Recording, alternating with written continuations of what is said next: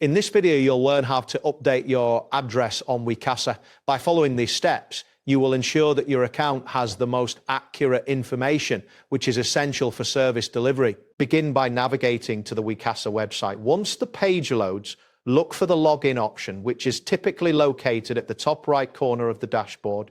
Enter your credentials to access your account. After successfully logging in, direct your attention to the top right corner of the dashboard. Here you will see either your profile icon or your name displayed. Click on this icon or name to reveal a drop-down menu. From the drop-down menu, select the option labeled Profile. This action will redirect you to your profile page where you can view and modify your personal information. Once on the profile page, locate the button labeled Modify. Clicking this button allows you to make changes to your profile details, including your address. Scroll down the page until you find the address field, which may display your current address as Philippine Shore, ID Hill, Seven Oaks, TN14 6EY.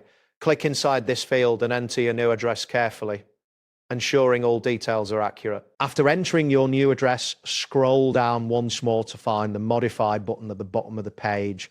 Click this button to apply your changes.